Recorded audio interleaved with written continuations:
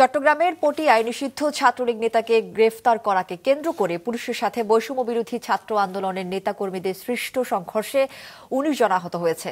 পুলিশের বিচারের দাবিতে সকাল ১০টা থেকে পটিয়া থানার সামনে চট্টগ্রাম কক্সবাজার মহাসড়ক অবরোধ শুরু করে বৈষম্য বিরোধী ছাত্র আন্দোলন নেতাকর্মীরা।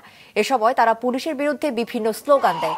গত রাত ৯টার দিকে পটিয়ায় কেন্দ্রীয় শহীদ মিনারের সামনে থেকে বৈষম্য বিরোধী আন্দোলনের নেতাকর্মীরা নিষিদ্ধ ছাত্রলীগের এক নেতাকে আটক করে পটিয়া থানায় নিয়ে যায়, কিন্তু ওই নেতার বিরুদ্ধে কোনো মামলা না থাকায় তাকে গ্রেফতার করতে চায়নি পুলিশ। এ নিয়ে আন্দোলনকারী ও পুলিশের মধ্যে উত্তেজনা সৃষ্টি হয় ও সংঘর্ষের ঘটনা ঘটে। পুলিশ ওই নেতাকে নিজেদের হেফাজতে নিয়ে নেয়। এই ঘটনায় পুলিশের ৪ জন আহত হয়েছে বলে দাবি করা হয়। এর জের ধরে সকালে থানা ঘেরাও করে বৈষম্য বিরোধী ছাত্র আন্দোলনের কর্মীরা।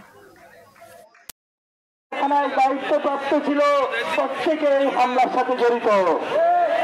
আমরা পরিষ্কারভাবে বলতে চাই, প্রত্যেকের বিরুদ্ধেই ব্যবস্থা গ্রহণ করতে হবে এবং আমরা তখনই এখান থেকে উঠব যখন আমরা নিশ্চিত হব যে তাদের বিরুদ্ধে ব্যবস্থা গ্রহণ করা হয়েছে।